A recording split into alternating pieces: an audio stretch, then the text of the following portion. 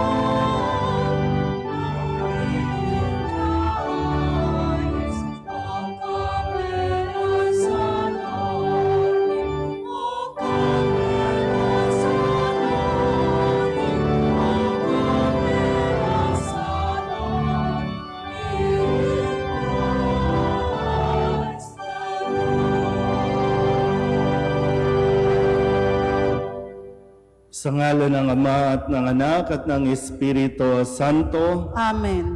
Ang pagpapala ng ating Panginoong Hesu Kristo, ang pag-ibig ng Diyos Ama, at ang makikipagkaisa ng Espiritu Santo naway sumainyong lahat. At sumaiyo rin. Merry Christmas po at Happy New Year sa inyo pong lahat. Palapakan natin ang Panginoon. At sa ating pagdiriwang ngayon, ating pinagdiriwang ang dakilang kapistahan ni Maria, Ina ng Diyos, ikawalong araw ng ating pagdiriwang ng Pasko ng Pagsilang at gayon din ay ang pandaigdigang araw ng kapayapaan. Mga kapatid, aminin natin ang ating mga kasalanan upang tayo'y maging marapat gumanap sa banal na pagdiriwang. Inaamin ko sa makapangyarihang Diyos at sa inyo mga kapatid, na lubha akong nagkasala sa isip, sa salita at sa gawa, at sa aking pagkukulang. Kaya isinasamo ko sa mahal na Birheng Maria, sa lahat ng mga anghel at mga banal, at sa inyo mga kapatid, na ako'y panalangin sa Panginoong ating Diyos. Kawaan tayo na makapangyarihang Diyos, patawarin tayo sa ating mga kasalanan at patnubayan tayo sa buhay na walang hanggan. Amen. Panginoon, kaawaan mo kami. Panginoon, kaawaan mo kami. Kristo, kaawaan mo kami. Kristo, kaawaan mo kami. Panginoon, kaawaan mo kami. Panginoon, kaawaan mo kami.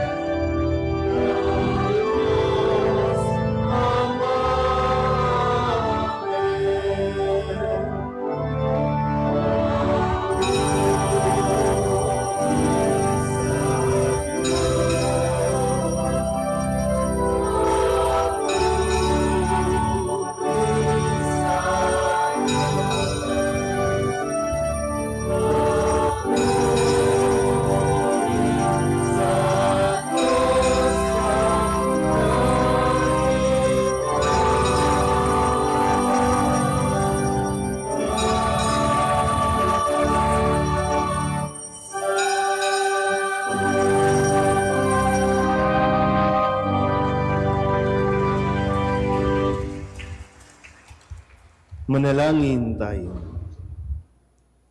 Ama naming makapangyarihan, pinapala mo ang sangkatauhan sa iniluwal ng mahal na ina. Ipalasap mo sa amin ang kanyang pagdalangin sa pamamagitan ng iyong anak na isinilang niya para sa amin upang kami mabuhay kasama mo at ng Espiritu Santo magpasawalang hanggan. Amen. Ang napakagandang panalangin sa unang pagbasa ay ginamit ng mga pari sa lumang tipan upang basbasan ang sambayanan ng Diyos.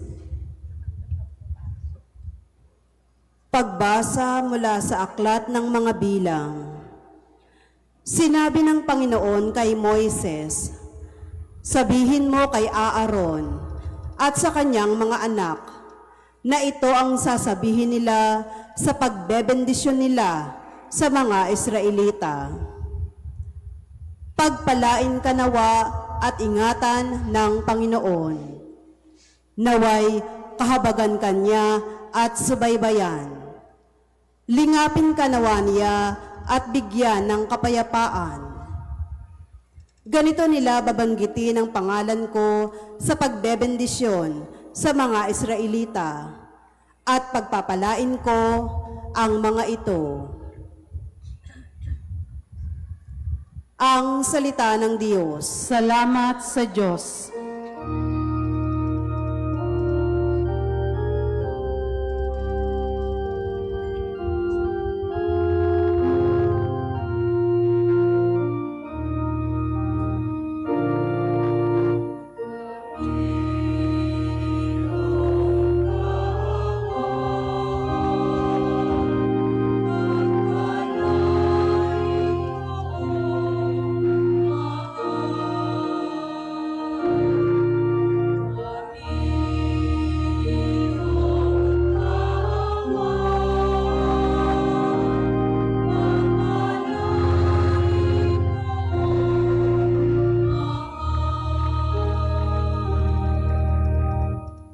O Diyos, pagpalain kami't kahabagan.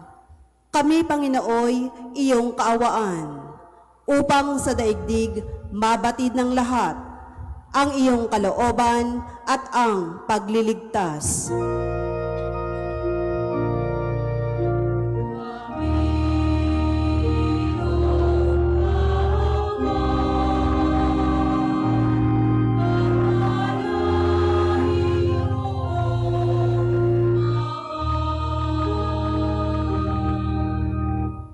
Naway purihin ka ng mga nilikha, pagkat matuwid kang humatol sa madla. Ikaw ang patnubay ng lahat ng bansa.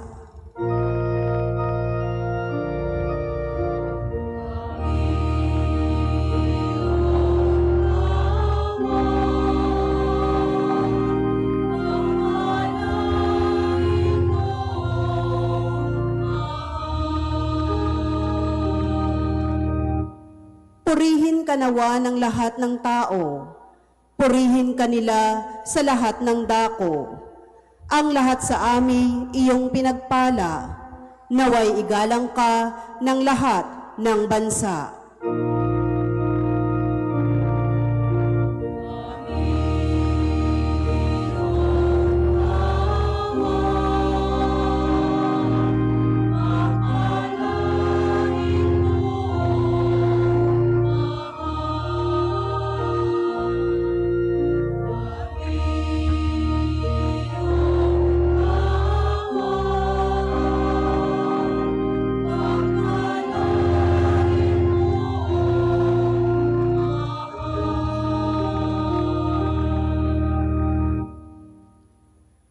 Pagdating ng takdang panahon, naging tao ang anak ng Diyos. Si Maria, ang pinagmula ng pagkatao ni Jesus, ang siyang kadakilaan ng sangkatauhan. Pagbasa mula sa sulat ni Apostol San Pablo sa mga taga-Galacia. Mga kapatid, noong dumating ang takdang panahon, sinugo ng Diyos ang kanyang anak. Isinilang siya ng babae at namuhay sa ilalim ng kautusan upang palayain ang mga nasa ilalim ng kautusan. Sa gayon, tayo'y mabibilang na mga anak ng Diyos. Upang ipakilalang kayo'y mga anak ng Diyos, pinagkalooban niya tayo ng Espiritu ng Kanyang anak, nang tayo'y makatawag sa Kanya ng Ama, Ama ko. Kaya't hindi ka na alipin kundi anak, sapagkat anak, ikaw ay tagapagmana ayon sa kalooban ng Diyos. Ang salita ng Diyos. Salamat sa Diyos. Tatayo na po ang lahat.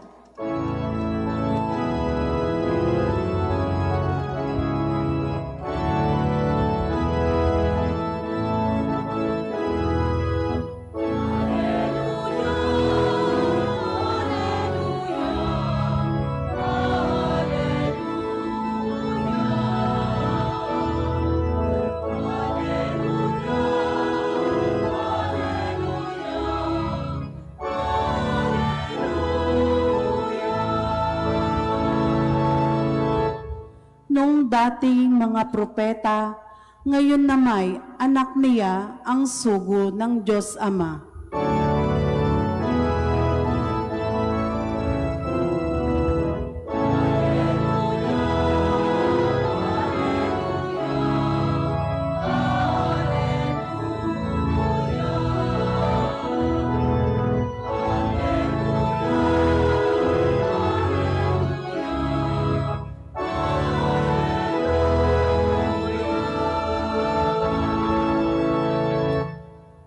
Sumainyo ang Panginoon. At sumaiyo rin. Ang mabuting balita ng Panginoon ayon kay San Lucas. Papuri sa iyo, Panginoon.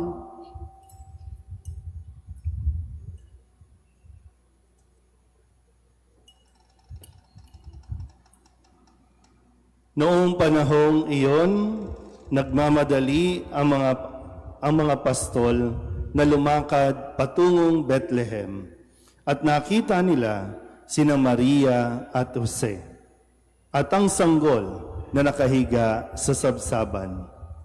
Kaya't isinaysay nila ang mga sinabi ng anghel tungkol sa sanggol na ito. At nagtaka ang lahat ng nakarinig sa sinabi ng mga pastol. Natanim sa isip ni Maria ang mga bagay na ito at kanyang pinagbulay-bulay. Umalis ang mga pastol na nagpupuri sa Diyos at nagpapahayag ng kanyang kadakilaan dahil sa lahat ng narinig nila at nakita na ayon sa ibinalita sa kanila ng anghel. Pagdating ng 8 araw ay tinuli ang bata at pinangalanang Jesus, ang pangalang ibinigay ng anghel bago pa siya ipinaglihi. Ang mabuting balita ng Panginoon. Pinupuri ka namin, Panginoong Hesukristo. Isang magandang gabi po sa inyong lahat. At muli, isang maligayang Pasko at manigong bagong taon sa atin pong lahat.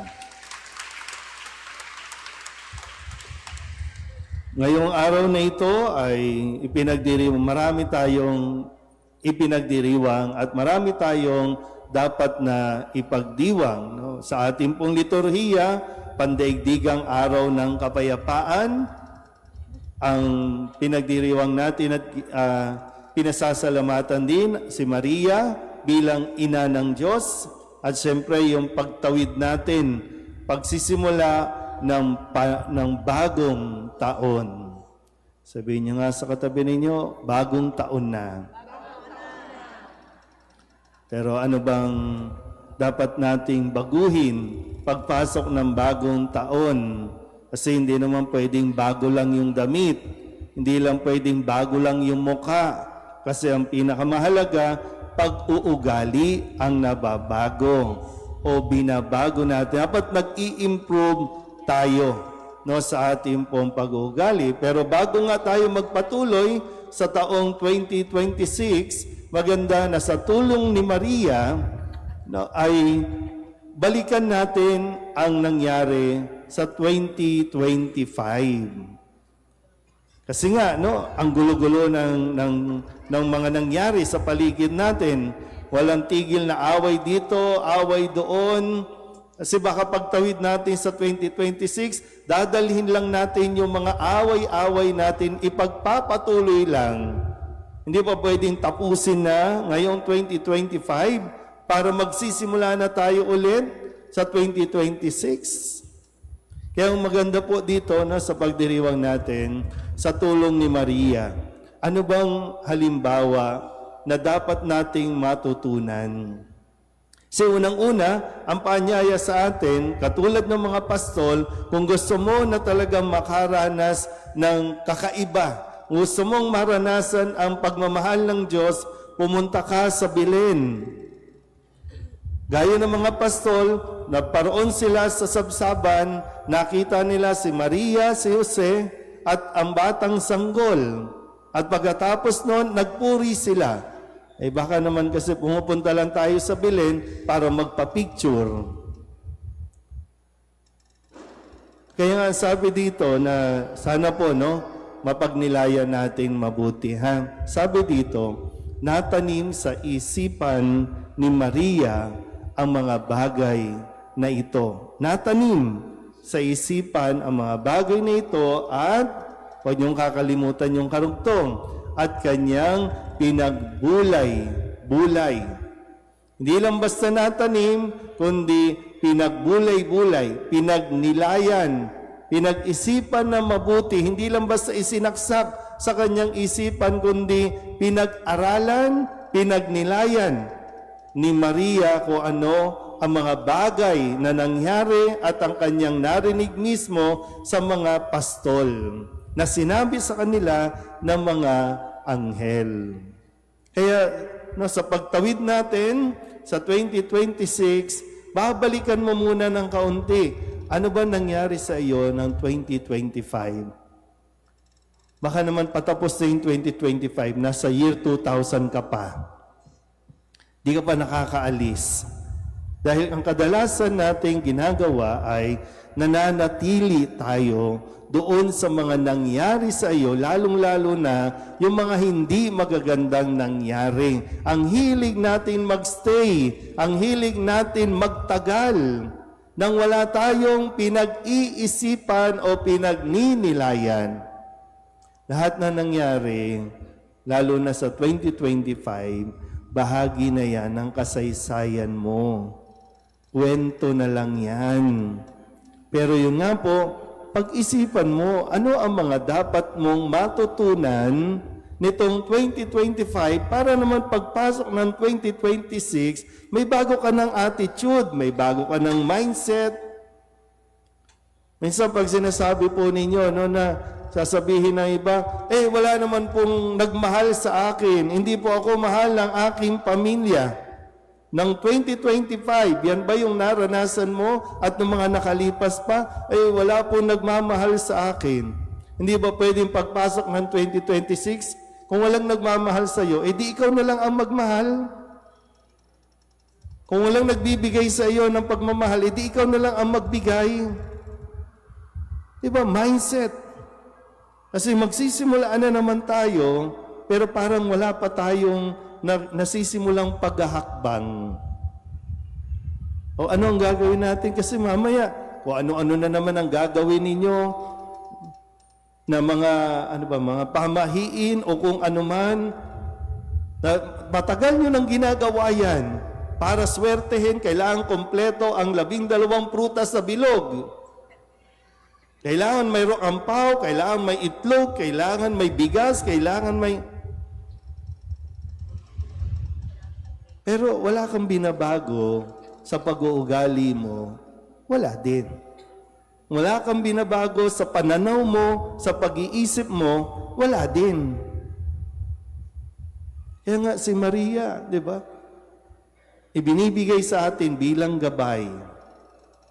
Sasamahan niya tayo sa paglalakbay nito. At ang pinakamahalaga dito, para nang sa ganun magkaroon naman tayo ng kapayapaan pagpasok ng 2026. Kasi kung ikaw hindi ka mapayapa, at naghahanap ka ng kapayapaan at hindi mo ito matagpuan, wala, gulo ang dala mo sa 2026. Yan, di ko alam no, kung bukas sa bukas, no, January 1 o kaya January 2, bangayan na naman yan sa social media, magmumurahan na naman yan sa social media, maglalaglagan na naman ang ating mga kongresista at mga senator, mag-aaway na naman ang vice president at ang presidente. Kasi wala tayong natututunan. So magpapalit lang, parang nagpapalit lang yung number. Hindi ba pwedeng magpalit tayo ng ugali? Hindi ba pwedeng magpalit tayo ng pananaw? Ilayo naman tayo ng layo sa Diyos. Yan panawagan sa atin, punta tayo dito. Yan, maganda po ito, no? Tinatapos natin at sinisimulan natin ang ating taon sa banal na misa. Sana magtuloy-tuloy ito at makita mo rin nawa ang mga nakita ng mga pastol. Walang iba kundi si Kristo. Hindi nagbago ang kanilang katayuan sa buhay, pastol pa rin sila nang umalis doon sa sabsaban, pero sa kalooban nila, dama nila at daladala nila ang presensya ng Diyos. Amen? Happy New Year po sa inyong lahat.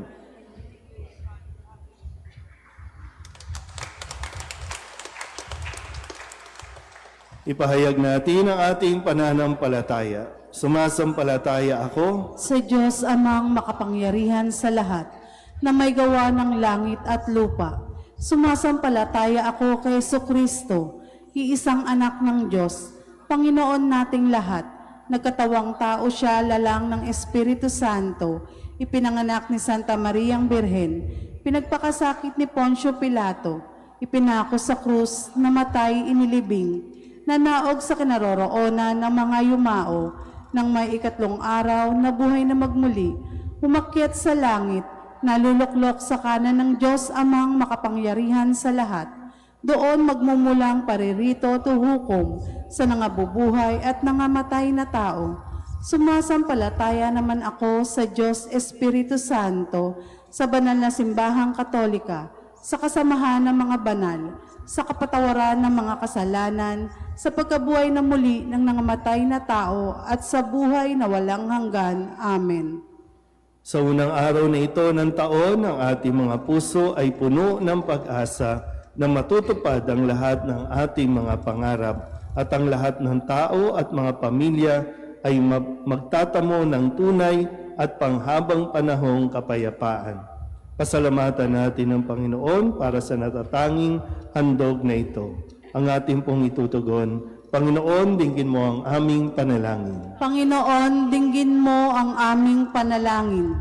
Ang Santo Papa, mga obispo at mga pari, naway magsikap na maging mga tagapaghatid ng kapayapaan sa mga taong nasa ilalim ng kanilang pangangalaga.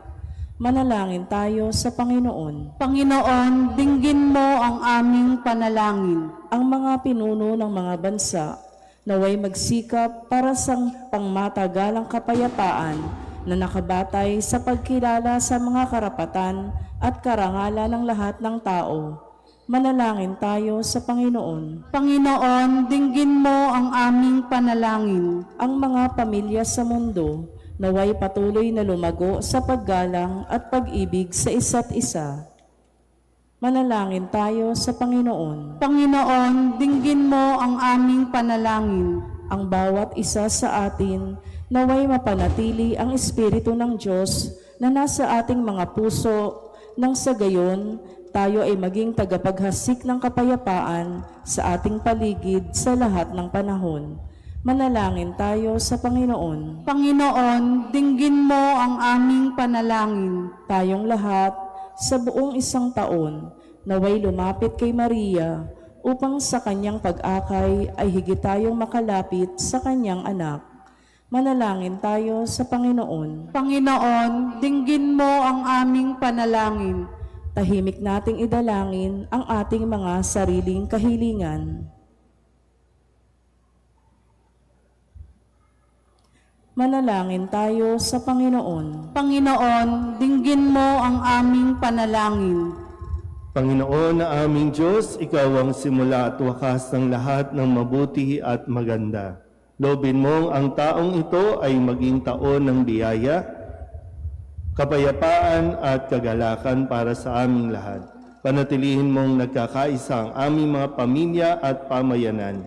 Gawin mong ganap ang nasimulan mo sa amin sa pamamagitan ni Kristong aming Panginoon. Amen.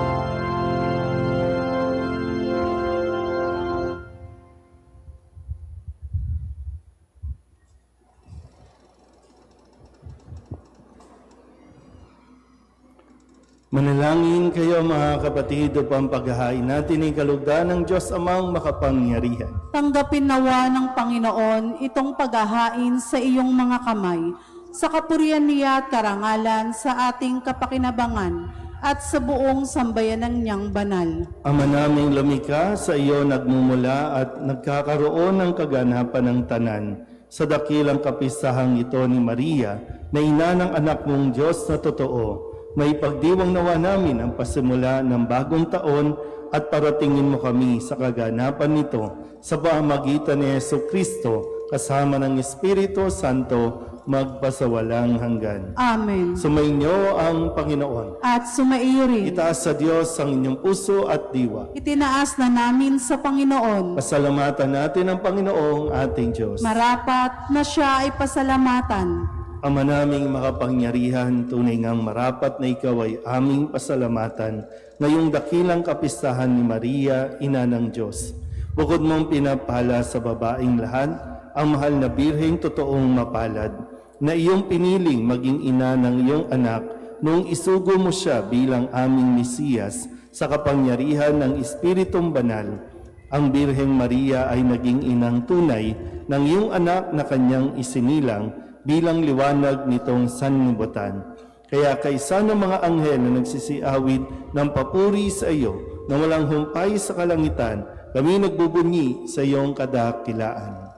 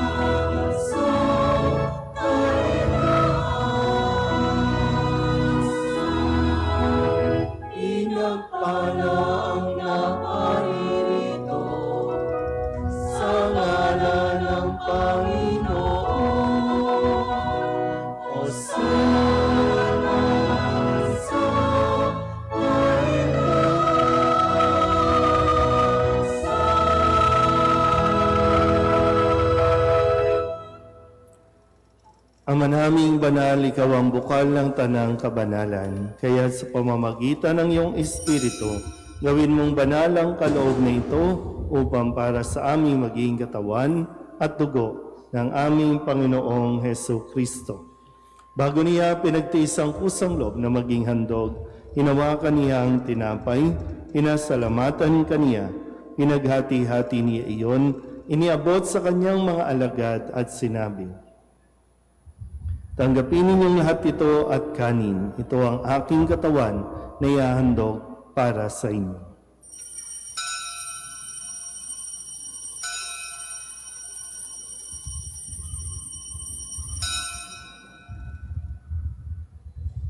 Hindi naman nang matapos ang hapunan, hinawakan niya ang kalis, muli kaniyang pinasalamatan, iniabot niya ang kalis sa kanyang mga alagad at sinabi, "Tanggapin ninyong lahat ito at inumin. Ito ang kalis ng aking dugo ng bago at walang hanggang tipan, ang aking dugo na ibubuhos para sa inyo at para sa lahat sa ikapagpapatawad ng mga kasalanan.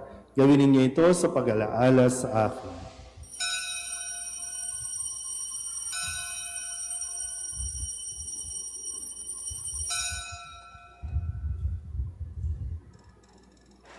Ipagbunyi natin ang misteryo ng pananampalataya.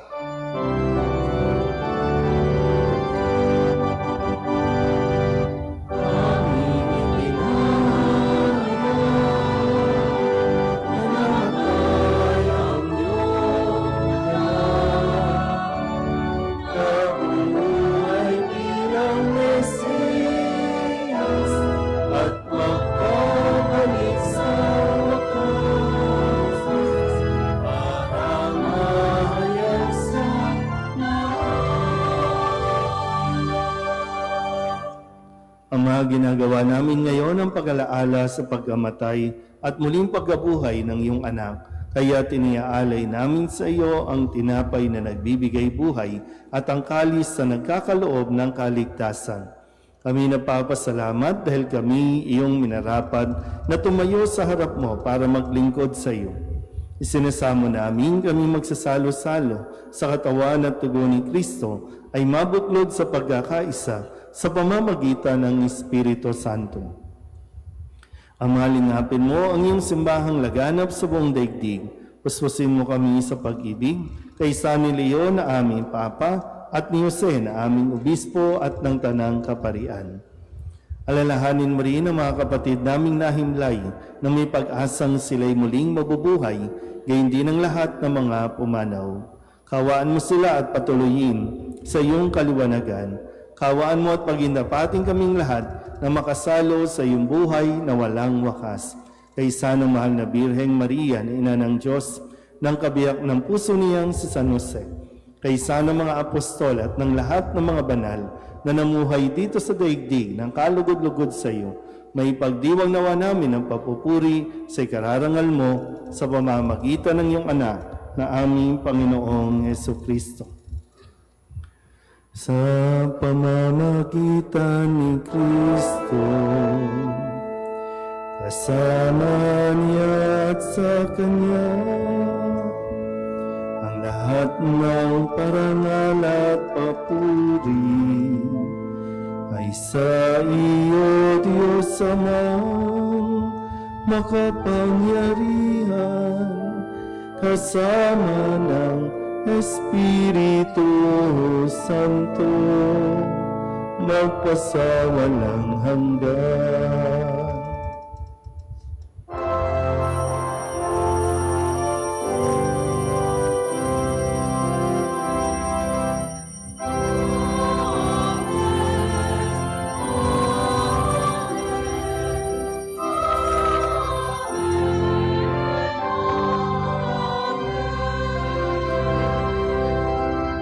Sa tagubili ng mga nakagagaling na utos at turo ni Jesus sa Panginoon natin at Diyos, ipahayag natin ang lakas loob.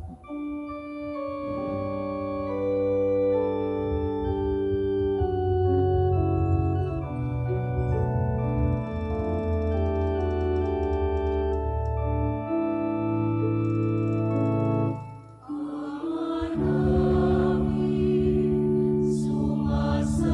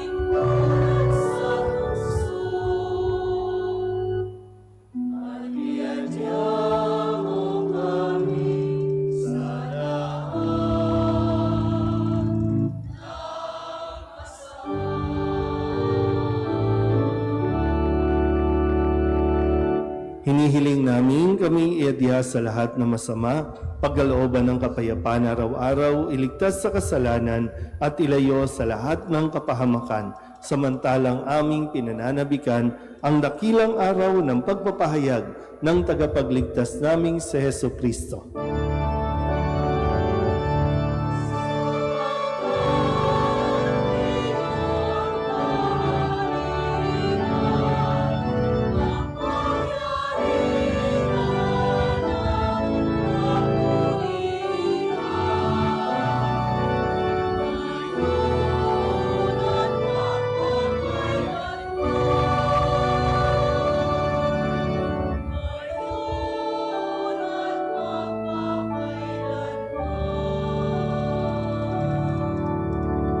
Panginoong Heso Kristo, sinabi mo sa iyong mga apostol, kapayapaan ang iniiwan ko sa inyo, ang aking kapayapaan ang binibigay ko sa inyo.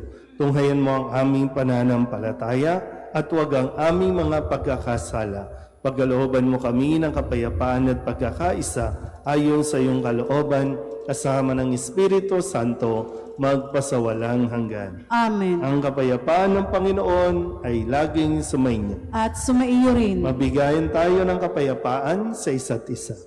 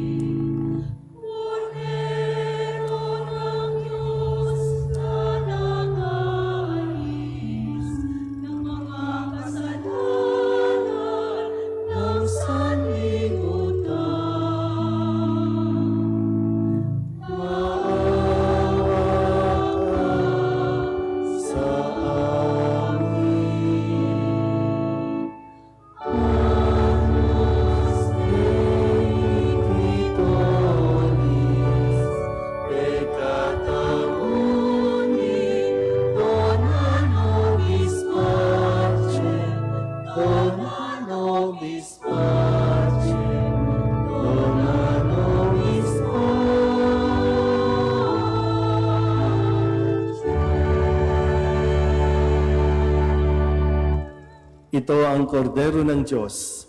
Ito ang nag-aalis sa mga kasalanan ng sanlibutan. Mapalad ang mga inanyayahan sa kanyang piging. Panginoon, hindi ako karapat-dapat na magpatuloy sa iyo, ngunit sa isang salita mo lamang ay gagaling na ako.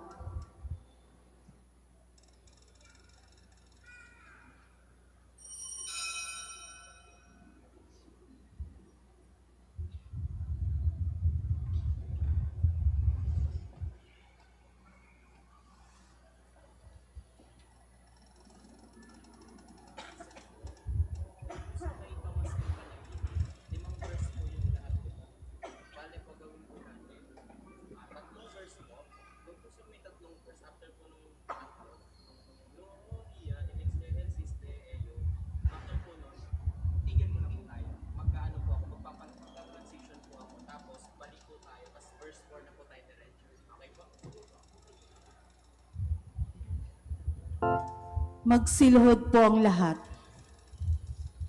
Panalangin kay San Jose, abang tagapangalaga ng tagapagligtas, kabiyak ng puso ng mahal na Birheng Maria.